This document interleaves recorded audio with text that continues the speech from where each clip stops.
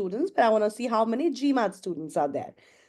So all the GMATs, can you please give me a big I here?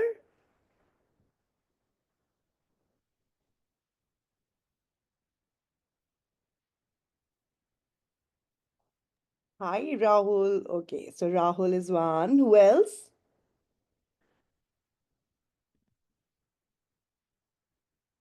So there are a lot of common grounds between GRE and GMAT. So there are common sections we will be covering together today as well and in the classes as well. And whatever sections are segregated, we will be covering those sections separately today as well and in the class as well. Okay, so I am going to be starting with the GRE and then we are going to move on to the GMAT. And in the middle of it, whatever are the common elements, we'll keep on discussing them as and when, but we will discuss them all together once we are discussing the GMAT element as well. So all of you, please let me know if my screen is nice and visible. Yes, it's visible. Thanks, Hardik. All right. So, like I said, today is the introductory session. So, I will be telling you about various question types and what those question types have, or what are the various parts or variants of the questions that we are going to see in the exam. At the same time, I will try not to overwhelm you with a lot of information as well. So, we are just going to stick to the basics and we'll dive into the details where once I take a specific lecture on a specific subject. Okay. So tomorrow, today it's more of an introductory session to these exams. Uh, Thanks, Nivedita. All right. So, when it comes to the agenda of the class, let's see what we are going to see here. So, basically, GRE GMAT is mostly for USA, sometimes for Germany as well, sometimes for other destinations as well. So, but mostly it is for US. So, we are going to be getting an overview of GRE. We are going to look at the pattern of the exam. We are also going to get an overview of GMAT, as you already know by now, and GRE versus GMAT. So, what are the different elements based on these exams and importance of these exams as well. Apart from that, the structure of the class will be discussed at the end as well. And then you can ask the questions that you guys have. Just for today, I would really appreciate if all of you can stay on mute. And if you have any questions, just pop that in the chat window. And from when the classes begin, it is you're more than welcome to unmute yourself at any point of time and ask the questions as and when. Okay. All right. So let us begin. Now, what exactly is GRE? All right, so that's the very first thing that we need to begin with. So basically, GRE stands for Graduate Record Examination, and it is conducted by ETS, which is Education Testing System. And this one is based out of New Jersey in the USA. Now, this one is a computer adaptive test, and the scores have like a long, validity. They're valid for around 5 years. The scores are accepted in thousands of universities across the world. So even though I told you that US is the most popular destination, but it is accepted in thousands of universities across various countries as well.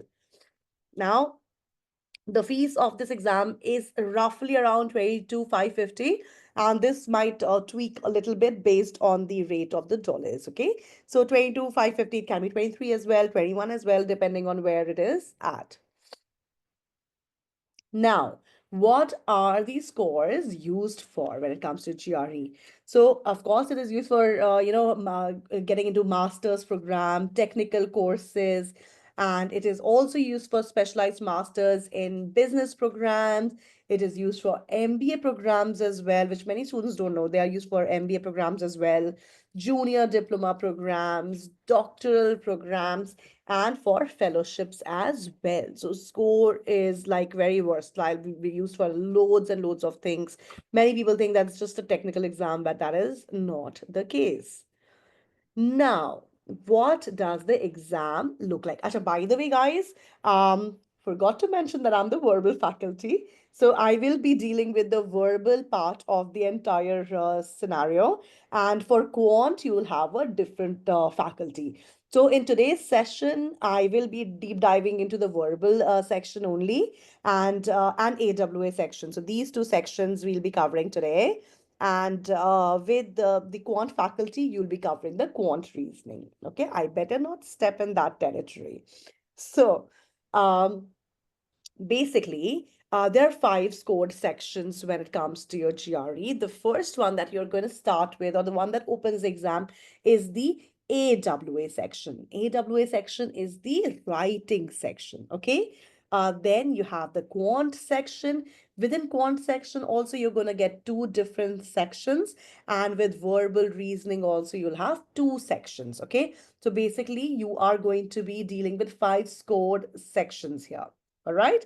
Two for verbal, two for quant, one for AWA. AWA is a different section altogether. It is not counted under the verbal reasoning section. It will be presented to you as a different section, but we will be covering it with the verbal section. So, for quant reasoning, uh, the number of questions that you will be facing would be 27, and all in all, you'll be, giving 47 minutes over here. For verbal ability also, you will be facing 27 questions, but the timing is going to be a lot more challenging and you will be getting only 41 minutes here. And for the essay, you just have to write one essay. Earlier, there used to be two essays. So if you happen to hop on to YouTube and you see that, oh, there are two essays, then that is the old pattern. So last year, thankfully for you, guys, but not so thankfully for me because I really enjoyed the other section as well. It was a very beautiful essay that you had to write. But yes, sadly, we don't have to write the second essay anymore. It's just one essay, so good for you. And so it is an issue-based essay. We'll discuss that later. So the time that you'll be dedicating or you will be getting for this particular essay is 30 minutes only. Okay, quant 27, 47 minutes, 27 verbal, 41 minutes in your verbal. So there are some very interesting features of this exam. So let's look at that. Now, within each section, all questions contribute equally to your final score, which is a very beautiful thing, actually. Every question, no matter how long or how short, if it's like a long RC, like a complete, 800 words long passage, or like a little teeny mini question, both of them will be evaluated equally. So it will not be like, okay, fine, if you solve this particular question type, you'll get more marks. If you solve this question type, you'll get less marks. No, everything is marked equally. Excuse me, guys, just a little down with flu. So yeah, every question is marked equally. There is no negative marking. This is the absolute best part. So never, ever, ever, ever leave any answer choice blank. Okay. You do have to select in order to move on in the test as well. So that's a different situation altogether. But yes, so always take the best guess because there is no negative marking in this exam. Uh, you can approach the test using more of your own personal test taking strategies as well. So, apart from the strategies that we will be discussing in the class, you'll realize that there are a lot of, self developed strategies that you will be building up all by yourself, and which is highly, highly promoted by me. I really appreciate that because, even with vocabulary and this and that, I'll give you a little examples here and there of how you can do it, but then your own little strategies to learn and remember new words, or little tweaky things to solve a particular question type. So all of that is something that you can absolutely use here as well, apart from your strategies that will be given to you in the class. So that's also a very good plus point, makes the experience more personalized.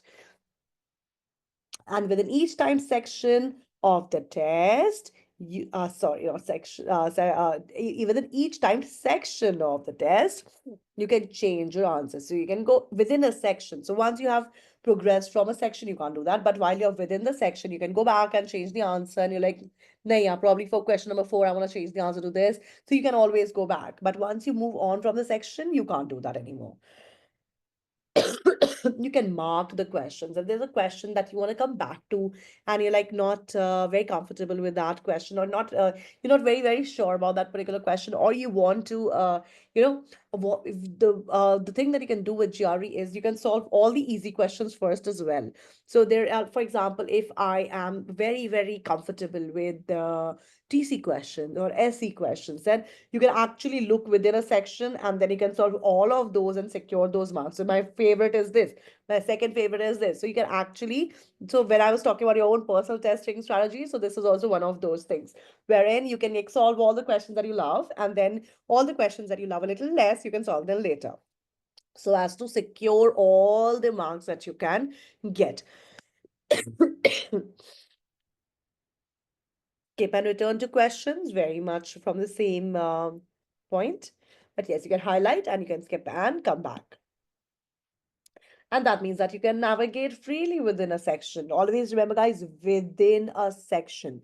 Once you move on from a particular section, you can't do that anymore. Okay, so be very mindful and careful about that. So, moving on from here, let's see what verbal reasoning section constitutes of. So, as you know, there are two sections here. Okay, and you will be spending a total of 41 minutes. Okay, and you will be solving 27 questions in these 41 minutes. So, time is of the essence. That's the first thing that you should always remember. And in this time, you will be facing three different question types. Now, these three different question types are text completion, which we call TC very lovingly, SE questions, which are sentence equivalence, and then RC questions, which are reading comprehension. I'll give you like a few seconds to write this down. So please write this down. Three different question types.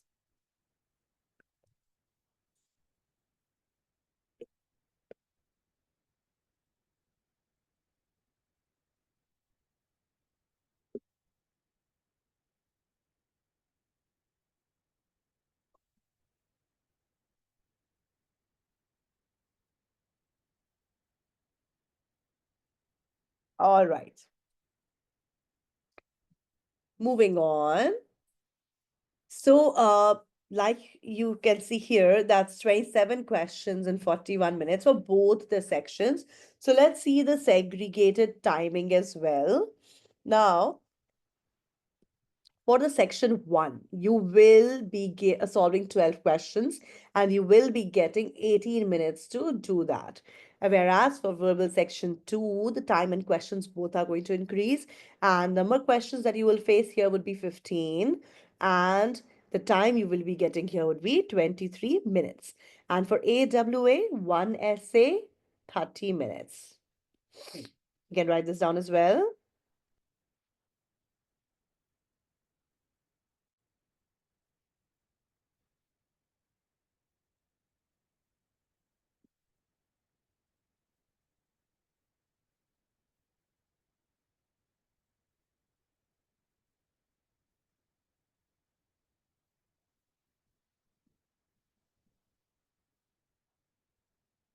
Okay.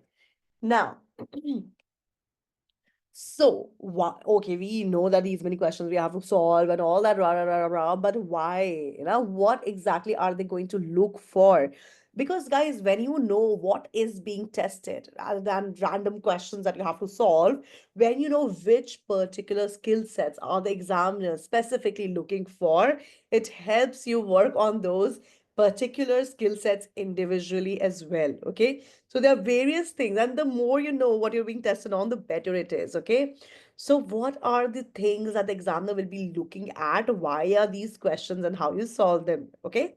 So, basically, this section will be assessing your ability to understand what you read and how you apply your reasoning skills. So, reasoning skills and reading skills and reasoning skills, those are the two skills that are going to be tested. Along with, they will see whether you are able to select important points. That means, are you able to distinguish between a major point and a minor point. Okay, sometimes there is a main idea and there's a secondary idea. So sometimes there's a very foggy line or very thin line between the two, and students are often not able to distinguish at which one is the main, which one is the secondary idea. So that is one thing that is a very important thing to understand, and that's one thing that they will be checking. Are you able to differentiate between the two or not? Major to minor or relevant points. Are you able to summarize the text, understand the structure of the text as well? Now, analyze and draw conclusions from the discourse. Reason from incomplete data. Now, what is an incomplete data? Every question, every RC is going to be incomplete data, apart from the long RCs, of course, because the everything is going to be taken out from a certain thing. Every idea is culled out from somewhere. So, you will not have the entire information. These are incomplete informations, so you just have to read like one or two sentences and derive the answer. Okay, so that is why incomplete data. Identify author's assumptions and or perspective. Understand multiple levels of meanings. Now, what does multiple level of meanings mean? It means literal, figurative, or author's intent. So literal means like, okay, whatever is written, literally that meaning. Okay, it means literally just that. And figurative, sometimes I'll be saying something else and I will be meaning something else. No? So you are as beautiful as the moon. So your face wouldn't look like a moon for sure, right? So metaphorically speaking, it can be, or it can be anything. I might use phrases to, show you what I mean. So figurative meaning, or intent. I will say something, but I will, and it is up to you to infer what I'm saying. I will not be saying it straight away.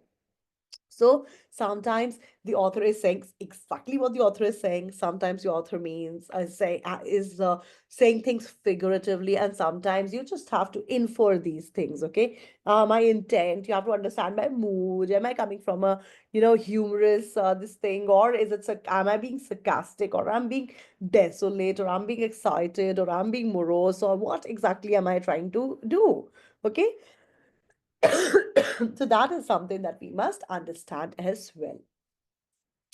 Now, vocabulary, guys, is a very, very, very huge part of our preparation.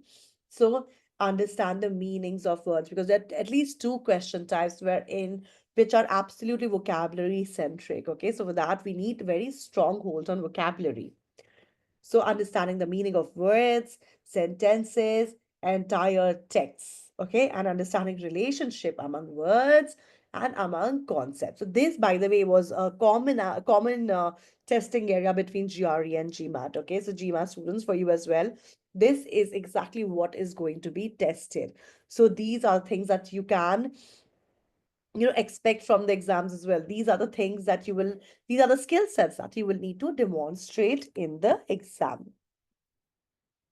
Now, let us discuss the very first question type, which is text completion, or as we call it, TC question type. Okay. Now, here, okay, let's draw. Drawing makes things easy to understand. Okay, so for example, if this is your question, twing, twing, twing, twing, twing, twing, here you will get one blank and then would be your question, twing to twing. So basically, text completion, like the name itself suggests, there will be a text and it will be an incomplete text and you will have to complete it. So like text, text, text, text, and then there's going to be a blank and then text. If you have one blank only, then you will have five choices. One, two, three, four, five. Out of this, you will choose one word, which will be your answer. All right. So this is your text completion. Fill in the blanks kind of a situation. Okay. So you have to find the best. You'll in GRE GMAT, guys, you'll always see the word best fit. Okay. And why? Why are they mentioning best fit, best answer, best answer, best choice, best choice? You'll see this everywhere. What does that even mean? That means that sometimes two answers can be right. There is no shortage of right answers. But the answer, which is the, or maybe three. Like while we are going for it, let's go for it completely. Okay, maybe there are three right answers, but then you have to select the one which is the best out of the lot. So sometimes, because sometimes students, what they do is, because of course you're in a rush, okay, it's completely understandable why, but please, you guys don't do it ever. So as a student, I'll read this sentence. I'm like, and in my head, I'll know the answer or the word which is going to fit in this scenario. And I will just go to the option. Like, this one means this one means this. Oh, this matches my prediction. Therefore, this must be the answer. All right. And I will very confidently put this answer in and will move on without even reading the rest of the options. But then, little do they know that the best answer, a better answer, is sitting right here. And when there are two right answers, three right answers, you have to go for the best answer. So always read all the options that are given. Now, how to choose the best answer, that we'll discuss when we discuss this topic in depth. Okay, don't worry about it right now. So this is one variation of this question. Now, when it comes to text completion, sometimes you can have one blank, you can have two blanks, or that's a text, or sometimes you can have three blanks here as well. One second, guys. Okay, so what happens when we have more than one blank, two blank questions or three blank questions? When this is the scenario, here you'll have three option choices per blank. Thankfully, they will not be bundled up together and you'll not have to choose out of like nine options. Every blank will have its own segregated three options. So instead of five, you'll be dealing with three. Okay, so basically one blank, five choices, two blanks, three choices per blank, three blanks, three choices per blank. Okay, so this is what your TC question is going to look like. Is that clear, guys? What this question type is going to look like. Is that clear? Or you want me to repeat? Please let me know if it's nice and clear or it's a little ambiguous.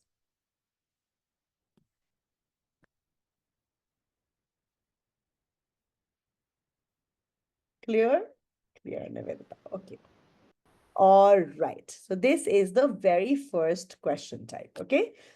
Simple. Fill in the blanks. Blanks can be one, two, and three. One, two, or three. And then answer choices would be one blank, five choices, two blank, three choices, three blanks, three choices as well.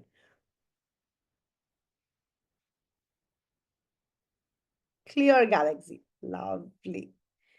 Lovely. All right. So since it is clear, so we move on to the next question type. Now, this is called SE or sentence equivalence. Now, much like the word itself suggests again, obviously, that here you have to create a sentence which is equal. Okay. Now, what does that really mean? So let's see. Now, unlike your TC questions, here you will be dealing with just one blank. No two blank, three blank situation, thankfully. And then here, so for example, this is your question, twing, twing, twing, twing. And this is your blank. Wow, that's not a straight blank. This is better. Okay. And then you have your rest of the question. Ding, ding, ding, ding, twing, twing, twing, twing, twing, twing. This is the rest of the question. Okay. Now, in here, you instead of five choices per blank, you will be blessed with six choices. One, two, three, four, five, six. Okay, but the catch here is that instead of one answer, you have to select two right answers. Now, how would you select two right answers? So basically, the crux of the situation is when you put this word in the blank, okay, it will generate a particular meaning, like let's call that meaning X. It will, the meaning of the sentence will be X. Now, when you insert the other option choice in this blank, the meaning of the sentence should still be X. It should not change to Y, it should not change to Z, it should not change to A, it should not change to D. Okay, so basically, these words can be synonyms when are like synonyms, as in they will mean the same thing. So if you find a pair of words which means exact same thing, there you go, bingo. But sometimes, guys, it is more complicated than that because words are very fluid in nature. And when you pour that word into a particular context, it will change in its meaning and form entirely. All right. So words have some primary meanings, some words have certain secondary meanings. So for this one also, our vocabulary power needs to be quite strong. Okay, so if it's a normal natural pair, like a normal synonym, then you should be able to spot it. But when they're asking for secondary meanings or the uncommon meaning of common words, that is where the actual catch lies. Okay, so basically, you have to find two words. When you put those words in the blank, the meaning of the sentence would be quite coherent. It will be the same. These two words will not change the intended meaning of the sentence. All right. So basically, one blank, six answer choices per question. You have to select two answers, and it is essential to produce sentences with similar meaning. Okay? Dissimilar, if it's changing in its meaning and its form, then we are doing something wrong. Okay? And once again, here also we'll have to look for the best answer only.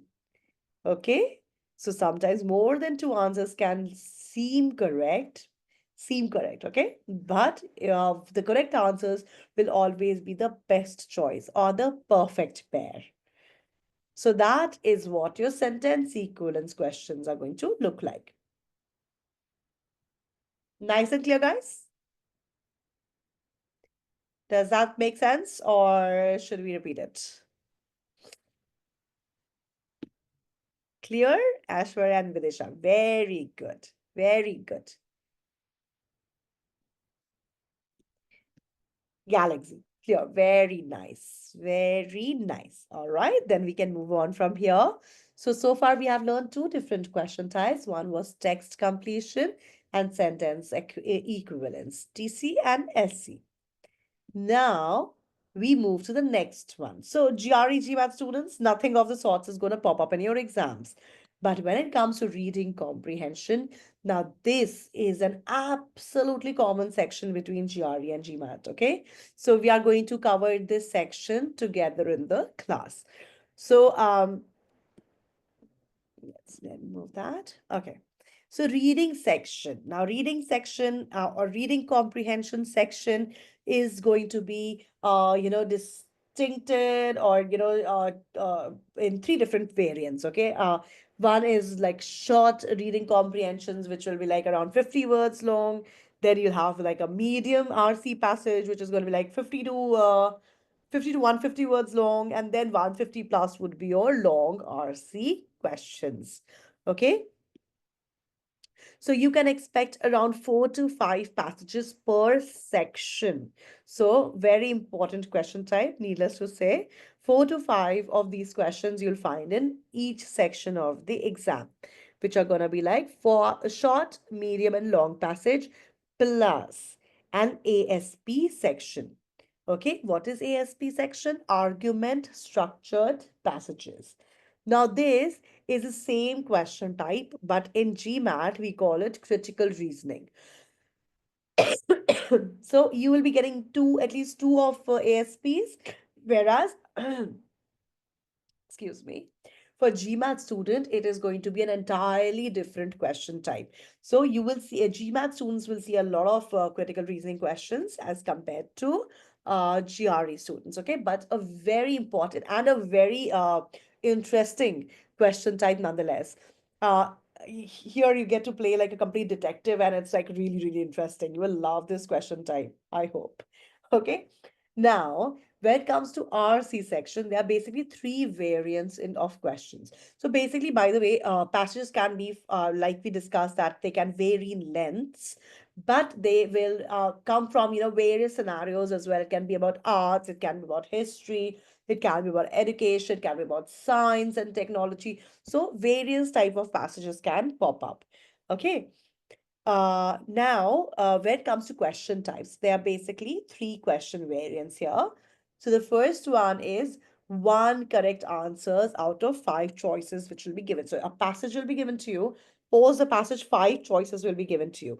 Whenever you see five choices, you just have to pick one. Simple.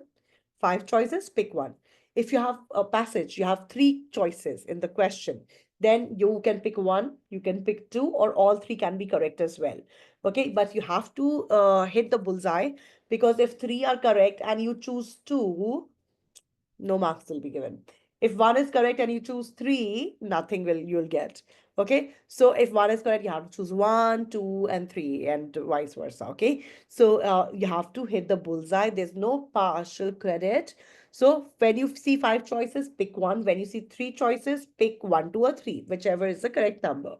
And then the last question type is highlight in the passage. So you'll say, oh, which sentence in the passage states blah blah blah. So you have to go to the passage and just highlight, just how you select. And I don't know if I can do it here. No. Oh, I can do it here. Wait. So yeah, so you just have to go to the passage and like highlight that particular section. Okay. So this will be your highlight in the text.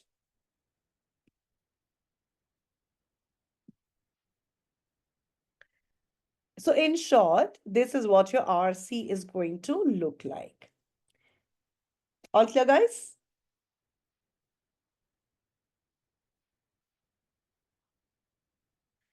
Now, one more thing. Yes, Hardik, Vidisha, yes, very nice. So one more thing with the RC is that there are various type of passages, like, question types. Like they can ask for the inferred meaning of something. They can ask for, tone of the passage. They can look into the structure of the passage. They can look for the purpose of the passage. So there are various variants in there, but we are not diving into those details today. Okay, so that's a very in-depth thing. So we'll discuss all of that once we discuss the RC uh, in the class. Yes. Okay, chalo, lovely. So for today, this much information is enough. I'm trying not to bombard you and scare you away. Okay, no, I'm just kidding. There's nothing scary. The reading section is a very, very, very interesting section. Now, the last section, or the first section that you're going to face when you start the exam, is your AWA, which is Analytical Writing Analysis, or Analytical Writing as we popularly call it. Now, here, as I was telling you that earlier, like until last year, early last year, you used to get just like, no, you used to get two complete essays. Okay. So one was an argument structured essay in which an argument was given to you and your job was to completely rip the argument apart. Very interesting question type, sadly gone now. And but yeah, good for you. So less things for you to worry about. So argument structured passage gone. So when you see any videos or YouTubers talking about, argument essays, just know that that's gone. Think of the past. Now, think of the present is issue-based essay. So earlier it was argument and issue. Now you have only one component, which is, so any generic issue will be given to you, and you are to write an essay on that particular topic, and you will be given 30 minutes to complete that topic. Yeah, the essay should be around 500 plus at least is the aim of the number of words that you must achieve. No choice is going to be given to you. So one topic will be given to you and you are supposed to write on that particular topic, and your score range is going to the scoring is done separately. It's not part of your verbal scoring. So scoring will be between 0 to 6. Okay, so one topic, one essay, 500 words long, 30 minutes you'll get. This will be scored between 0 to 6.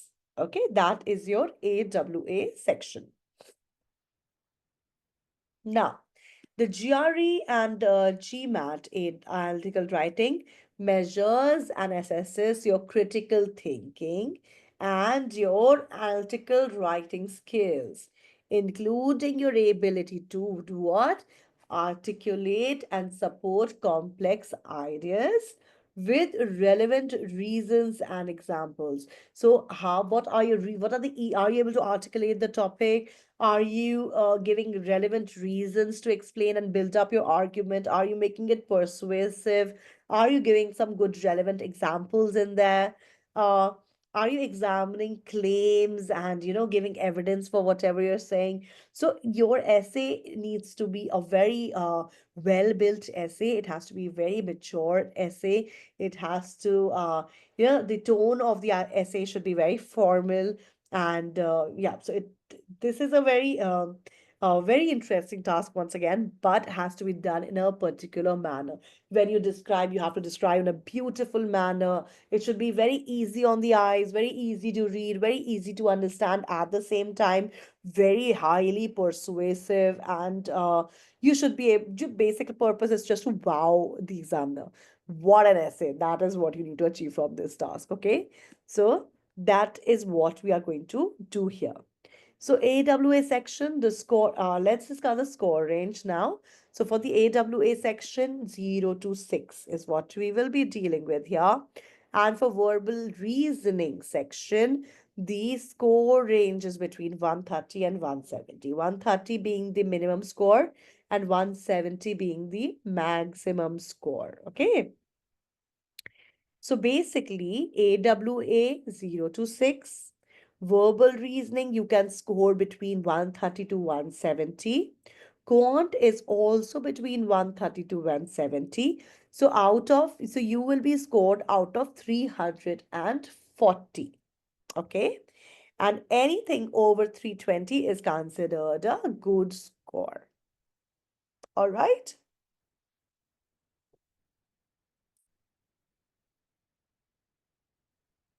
Any questions, GRE students? Is that clear? Or if you have any questions for me, let me know.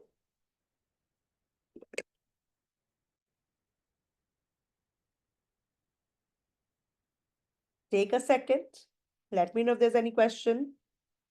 Crystal clear. Lovely. I love that. Okay, then with this shop. All right, but at any time, if any question pops up, never sit with doubts. Always ask immediately. If something pops up after the session is over, you can always like write it down. And when we have the first class, you let me know that this was a doubt. So whenever it pops up, okay. So every question is extremely important. So you make sure that you're not sitting with your questions ever, ever. Oh, we have a question from Bhavik. Is there going to be a rough paper to use, for example? Oh, yes, yes, yes, yes, yes. Very good question. So, yes, you will, it is a computer-based test. So you will be getting a scratch pad. Uh, so you can write your notes, you can, and then you can erase it as well. Either that or a notepad, one of those two things. But nowadays they give you a scratch pad. So it's like a big plasticky kind of a paper, and you can write on it, and then you can rub it off, and then you can write more. So you can make your draft while you're doing your RCs. You can also write your main points there. So you can work. The rough work can be done on that. Yes, you will get it.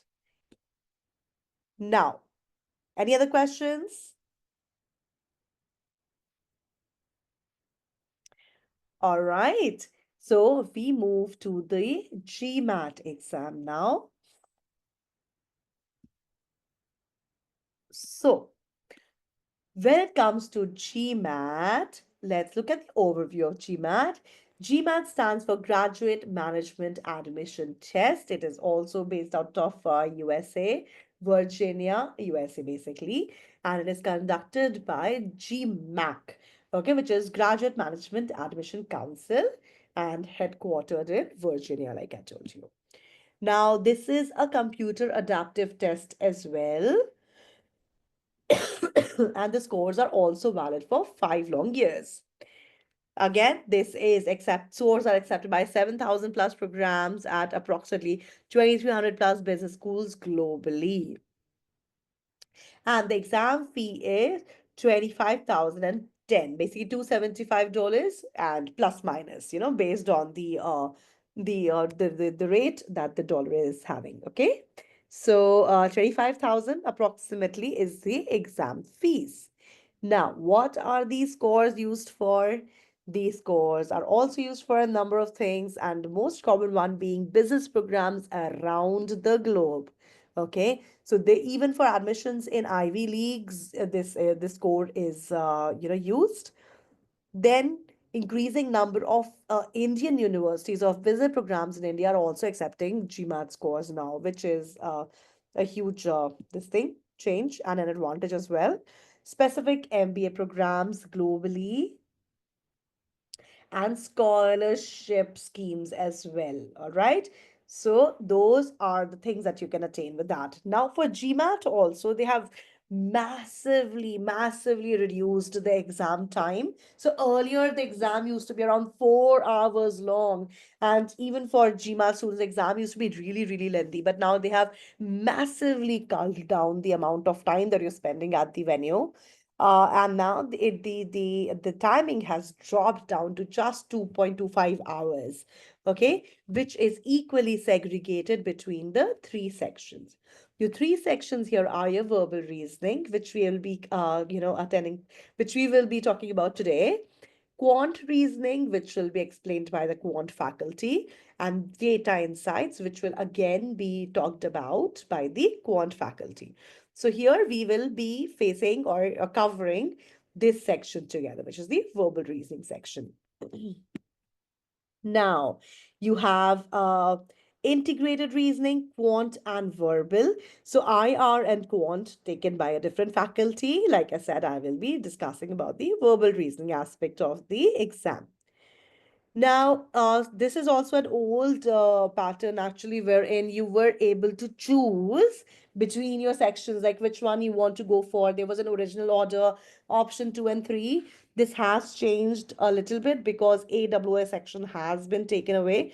Earlier, so the good news is earlier you also had like one essay to write, which was the issue essay. Argument and issue was for GRE, whereas for the GMAT students, only one essay used to be there. But they have even taken that one away. So you don't have to write any essays in GMAT anymore. So this slide would change a little bit. You can take away the AWA, but then you'll have other options there. Now, for verbal reasoning, you will have 45 minutes. Why is this showing 65 minutes here? Okay, I think this is auto reset or something. Anyway, so I'll tell you in the other slide. So basically, you will, in your verbal sections, you will be facing only two types of questions, okay?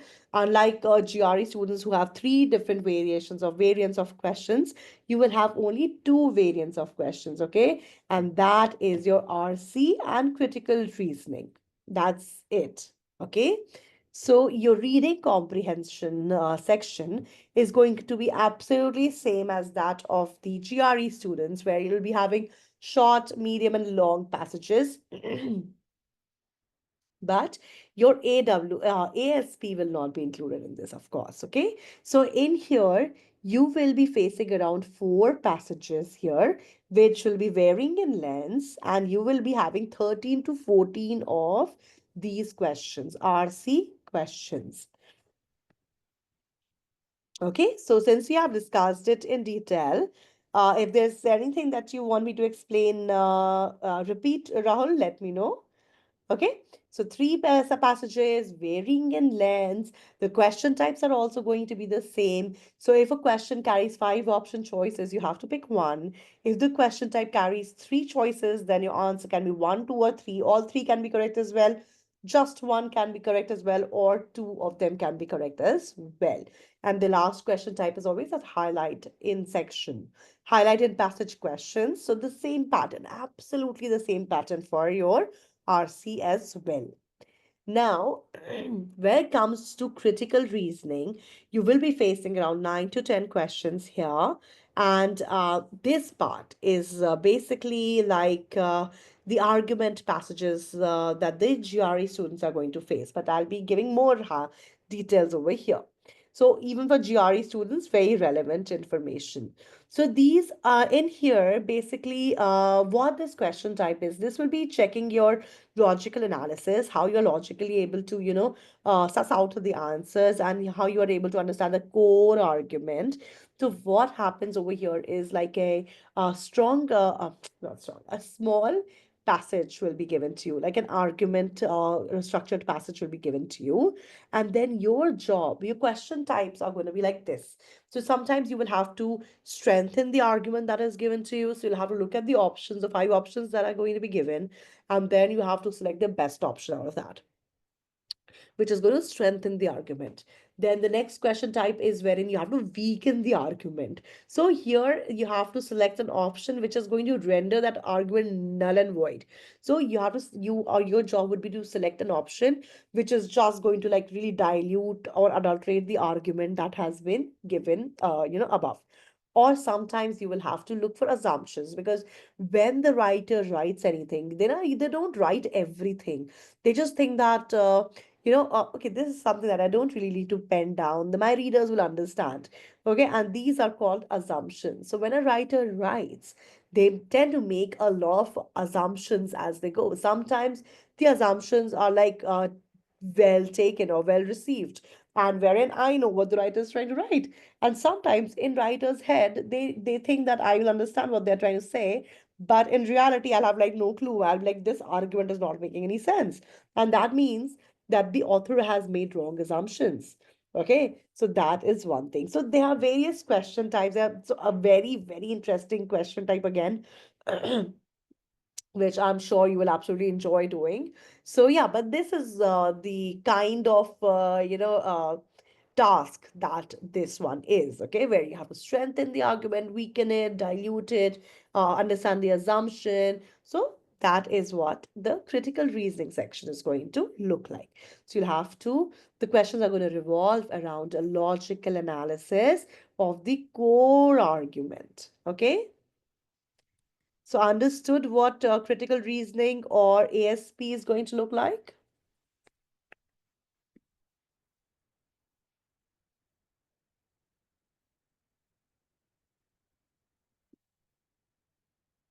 Pretty clear? Lovely.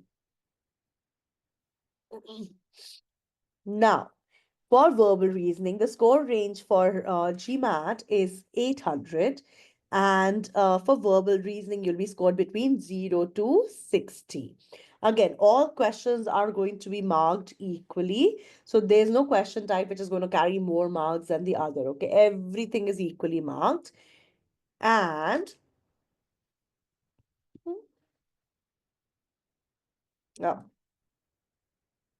so every question is going to be equally marked. Okay, let's call it at that. And the rest, for the other sections, the quant faculty will be taking it up with you and they will be explaining the rest of the sections. All right. So, guys, for both GRE and GMAT students, I cannot say it enough that verbal skills are very, very important. Okay. And we need to add more and more words to our vocabulary. That is just one of the most important things that we will have to do in the class and out of the class as well. So we'll have to look into the high frequency GRE GMAT words. We have to look into reading comprehensions as well. We'll have to look into the reasoning skills as well, which will be especially for TCSE and SE questions and CR questions for GMAT students, and then writing skills. Writing skills will only be for the GRE students. Okay. Now, what how the classes are going to look like and what we are going to offer, let's look into that. So expert faculty, of course. Apart from that, we will be talking about a lot of proven tips and tricks and techniques in both English and math section.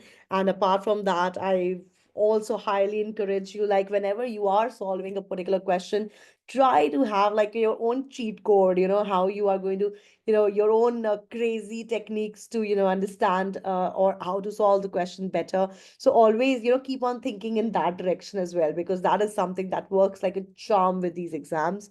So yeah, but a lot of tips and techniques are going to be discussed in the class. You'll be loaded with study material. And after the class, you will be getting 10, not one or two, 10 full length mock tests. Okay, once the classes are over. Now, the regular classes will be commencing shortly. I don't know the roster or the schedule of these classes, but I think in a day or so the class will be starting. And the teaching mode is definitely going to be online. Duration is going to be around 3 months, and the timing for this particular batch is going to be 8 to 9:30 p.m. And classes, you'll have classes for like mostly the class will be 5 days in a week. Okay, so this is what the classes or the batch is going to look like.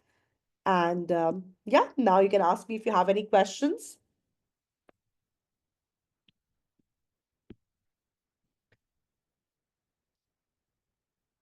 Does the course provide portal to practice questions apart from the 10 times tests? Rajshri, portals, no. Portals will be for the mock test, but in the class, I will be providing you with a lot of, lot of, sheets and stuff, and a lot of study material will be given to you. So all of that will be given. Portal, not really, but we'll be covering lots of sheets. So every question type, I will be giving you loads and loads of sheets to solve, which you can solve, and then we'll discuss them together. So that will be the mode. And the portal you will be getting, but that will be for the mock tests, for the 10 mock tests at the end. Time test only after the course completion. No, no, no, no, no, no, no.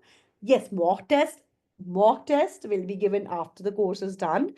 But in the class also, we will be solving lots of sheets together. I will, for example, if you're solving TC section together, right? So I will be giving you a lecture on the TC section. I will be talking about all the tips and tricks that we can use to solve that particular section. Then once that is done, we will be solving a sheet in the class together. Then I'll be giving a couple of sheets as homework. In the next class, I will discuss the answers for those sheets. Then you will, look at the errors that you made. Then we are going to discuss all of those errors. We'll discuss why that error happened in the first place and how to sort it out. Once we are done with that, we'll be solving more sheets, around 10, 20 sheets, 10 sheets plus we'll be solving for each question type. So that is going to be the pattern. Okay, and then for the mock test, yes, you'll be given like a timed mock test. So that's a different thing. But otherwise, I'll be timing you in the class, you'll be timing yourself as well. So all of those things.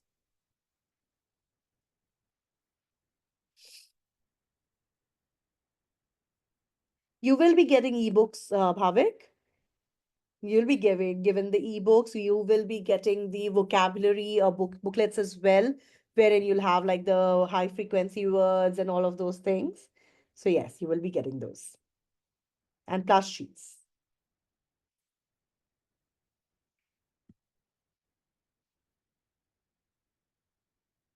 Anything else?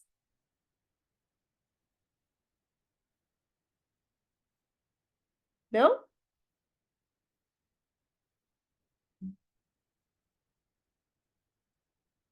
Past recordings will be there as well. Every session is going to be recorded, and you will have the access to those recordings as well. Uh, but you should not be missing classes because the classes are recorded, okay? The one-on-one thing is very, very important. But yes, if you want to revisit the lecture, you can look at the recordings, or for any unfaithful reason that you could not attend the class, then you go to the recordings but attend the class. A recording is not going to be the substitute of anything. But yes, to just answer your question, Nivedita, yes, the recordings are going to be there, but don't miss the classes. Many students are like, I'll look at the recording if I can't be in the class. Don't do that. Next month. So I wanted to just have revision and verbal. So I want to know Would I get access to the mock test? Rashri, it is possible. It is definitely possible. If we have you registered already?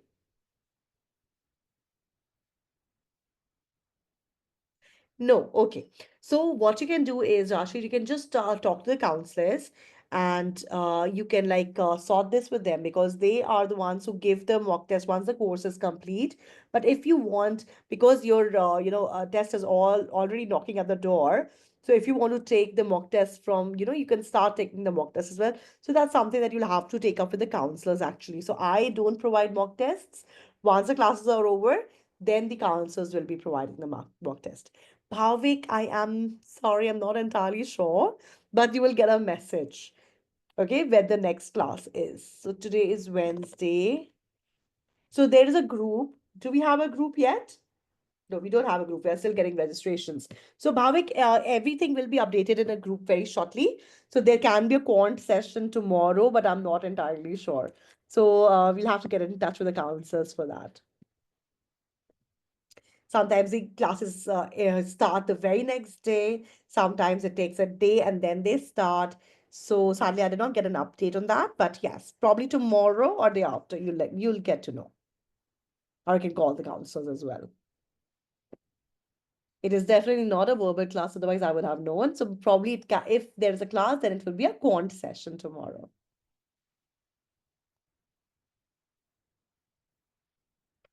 No more questions, guys? Then let us address the elephant in the room.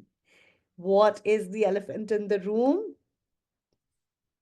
Vocabulary. Okay, guys. So now it is absolutely needless to say that vocabulary is the biggest thing when it comes to especially GRE, but for GMAT as well. Okay, so for GRE, why is it so important? Because your SE questions are completely, vocabulary reliant. Your TC questions are also completely vocabulary reliant. So you need to have a very powerful hold on vocabulary to successfully complete these two sections. RC still does not heavily depend on vocabulary. Vocabulary, of course, reading is indirectly your vocabulary test as well, but it is kind of words that are used in the reading section are mostly paraphrases, and the vocabulary is of course required for that as well. But your SC and TC questions, you can't solve them without a good vocabulary, a strong vocabulary. Okay, so vocabulary is going to be a huge part of our preparation as well, so much so that at least first 5 to 7 classes. Yes, 5 to 7 classes are going to be absolutely vocabulary centric. Okay. First 5 to 7 classes, we are only going to be discussing vocabulary words. We are not going to touch any particular question type. We are not even going to go that lane. We are only going to learn strategies. So guys, basically, why am I saying that is because vocabulary, as you know, it is a very going to be a very strong part of your entire journey, and it is especially very important for GRE students as compared to GMAT that you have a strong vocabulary. They need a certain level. They need your vocabulary. You to have a very erudite level of vocabulary. Erudite level of vocabulary is like a scholarly level of vocabulary. Okay, so vocabulary needs to be worked upon, and that is what we are going to do for the first 5 to 7 days. Now, how are we going to be spending our 5 to 7 days?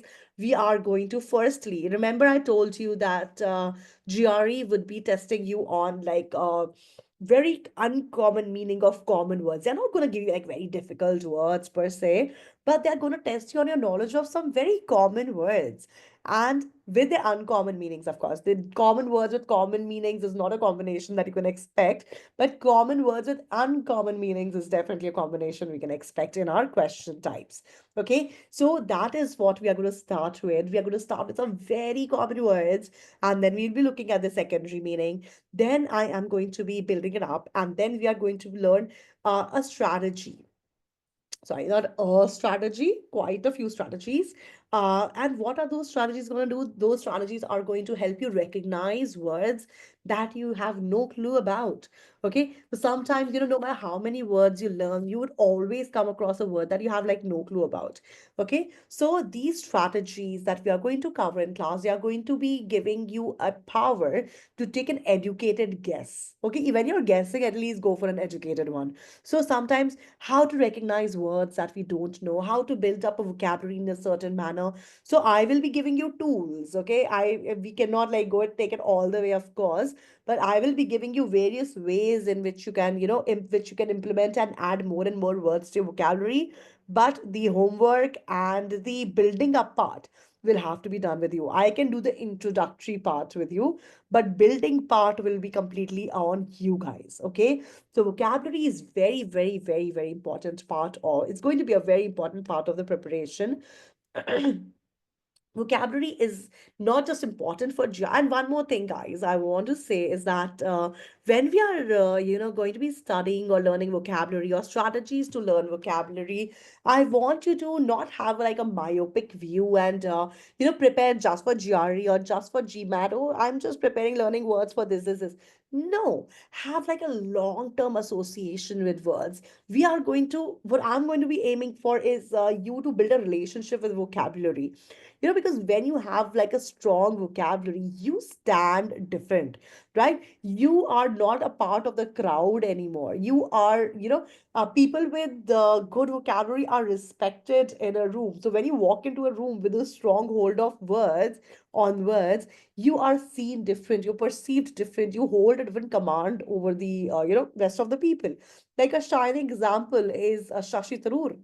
Many people would not know what he believes in, what he stands for, but every Tom, Dick, and Harry would know that that guy has like a very powerful vocabulary. All right. And that is something that sets him apart from this rest of his contemporaries as well. Okay. So when you travel abroad, you have an opportunity to present yourself in a different manner.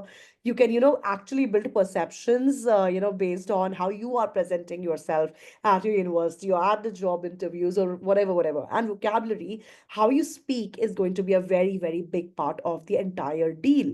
Because when you have a good vocabulary, it not only gives you a better comprehension of things like your RC section, but you'll be better with your articulation. You're going to be more persuasive when you write essays. They are going to be more persuasive when you speak. You can be more persuasive. Your critical reasoning can be better. So it's not only like a little aspect of your exam, but it is, if you do it right and if you do it well, then it is something that will stay with you or stick with you for the rest of your life. Let me just give you like a very quick example of what I am meaning to say, and how can vocabulary segregate you, or separate you, or distinguish you from the rest of your classmates and people around you. Like nowadays, whenever I talk to students, like I'm like, hi guys, how was your day? Or so everybody like, awesome. These people just have like very, very limited vocabulary. Everybody nowadays like, oh, my day was awesome. Oh, I met that person. That person was awesome. Oh, this new cafe opened. That cafe is awesome. So everything is awesome. Okay. Which is great. Everything is awesome. That's really, really nice. But what does awesome mean? Like if I'm going to meet a new friend and you guys know about it, and next day when I come to the class, you're like, oh, ma'am, you met this new friend. How was she? And I tell you, oh, guys, she was awesome. So what does that mean? What do you know about her? What have you learned about this? Practically nothing. Awesome means you would know that, okay, ma'am, she had like a good experience. Yes, Amina, you want to add something? I think that was involuntary. Okay, so you would know that how ma'am went somewhere, she had a good experience, probably she had a good time with this person, they vibed or whatever. But what does that mean? I have not communicated anything there. You look at the communication, there's no communication that has happened. Now, was that if I instead, you have learned nothing about the person that I met, but instead, if I said that that person was adventurous, that person was diligent, that person was resilient, that person was meticulous, that person was hysterical, that person was garrulous, that person was courageous, that person was magnetic, that person was philanthropist, that person was generous, that person was gregarious. If I use words, you see the difference it makes to that entire conversation. Oh, that person was so meticulous, that person was so adventurous, and that then you can understand that okay, adventurous can mean ta ta ta ta ta ta thing. So you can actually categorize that person. So that is the role or the power of words and the power that vocabulary holds. Like if that new cafe opened, instead of it just being, awesome, we can say, oh, it was quite scenic, it was bustling with people, it was quite picturesque, or it was quite bleak, or it was so desolate, it was so cramped. If you actually use words, that make all the difference to our speech. And imagine a world where everybody is using those words like, oh my God, so awesome. Oh, it was out of this world. And ta-da-da, whatever people are using these days. And if you use actual words to communicate, how amazing would that, how awesome would that be now, huh? So that is what I wanted to reach, guys. So when you're going to be learning words, don't just learn them for the heck of it, but learn it and use it to the max. All right. So that is something that, okay, I will not talk more about vocabulary. It's definitely one of my passions.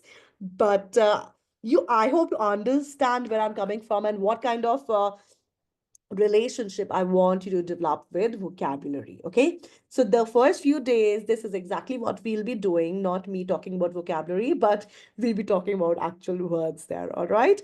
So, before we end today's session, we do have time. So, let me very quickly share a different slide with you all. One second, guys. How do I stop this? Okay, stop. One second. So let's look at few words before we say bye-bye for today, okay? Hmm.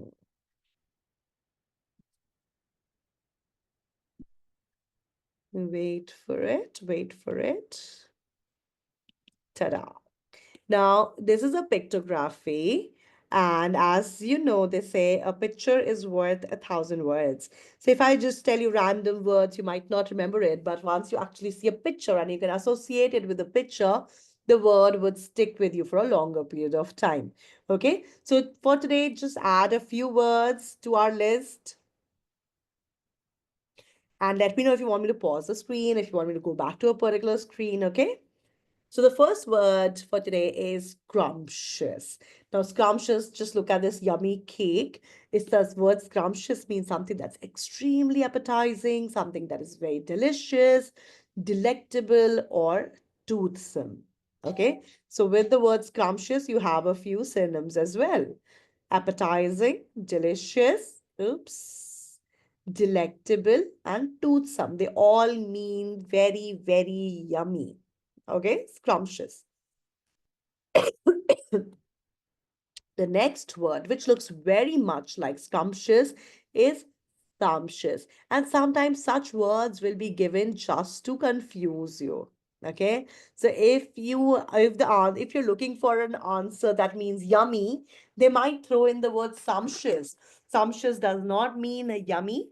Sumptuous means lavish or grand or luxurious, like this grand spread on the table that you see here, something that's very luxurious. That would be sumptuous. Next word is indigent. Indigent basically stands for poor and needy, like a charity program for the benefit of indigent pavement dwellers, like poor and needy people who live on the roadside or pavements or footpaths. Okay, a very similar looking word is indigenous. Now such words are called eye catchers. We will be covering it on one of the classes. So indigenous basically means something that is naturally occurring. okay, in a particular place, something that's native.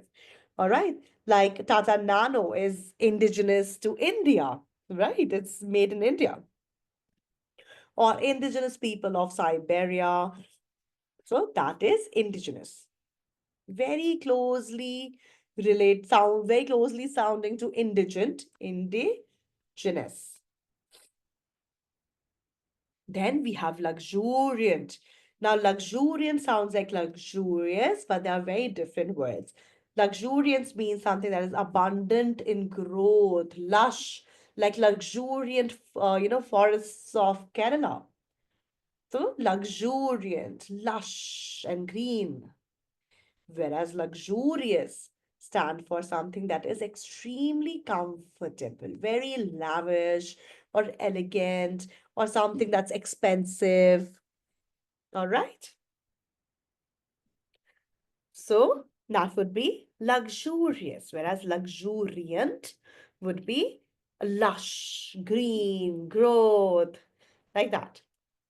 The next one. Now, all of these are also very frequently appearing words in geography matter as well. Very important word, turbid. Okay, turbid means something that is cloudy, opaque, or thick with suspended matter. Look at this dirty water. You can totally call this a turbid kind of a water. The pond water became turbid from our swimming and splashing. So this is turbid water. Anything muddy or clouded with sediment is labeled as turbid. Now, not only water, guys, emotions can be turbid as well. They can be cloudy, they can be opaque. My feelings can become turbid because if I love somebody and that person did something nasty, then my feelings can become turbid for that person as well, right? If emotions are turbid, then one is muddled and disturbed. All right. Very similar looking word is turgid. This is an perfect eye catcher. Students always confuse between the two. Okay. Turgid, on the other hand, means swollen and distended or congested. A turgid and fast moving river, like a swollen hand, this water. Now, you can see that this water is turbid and turgid. It is grand, fast moving, swollen, and it is also dirty looking. You know? So it is both turbid and turgid. Then we have menagerie. Menagerie is a collection of wild animals kept in captivity for exhibition, much like a zoo. Or menagerie means made up of many, many different type of animals are here. Okay, so it's a menagerie. And then we have Saturnine. Now, Saturnine comes from the word Saturn. And if you know anything about astrology, then you would know that Saturn is Shani. Okay, Shani is a planet which is responsible for like ill fate or something like that. I am no expert, by the way. So, but this word comes from there. So it makes you ill fate, so it makes you gloomy and morose. So a Saturnine temperament means very gloomy, morose. And gloomy and morose means the morose is very sad. It's a high intensity word. Not just randomly sad or a little feeling blah. No, it's very, very sad. Okay? Morose.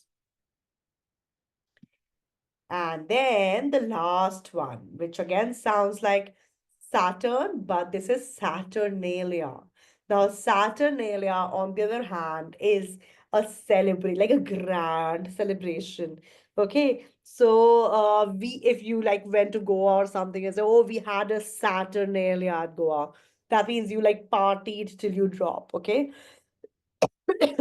so celebration, which is excess or extravagant, like a party, like a crazy, crazy party. That would be a Saturnalia, not just any random party, not a dinner party. A Saturnalia is where people drink and dance till they just lose it. Literally, that kind of party is called Saturnalia. Your dinner party, your tea parties, they will not be called the Saturnalia. That would be like a wrong usage of the word. Many people do call it, but it is not. Saturnalia basically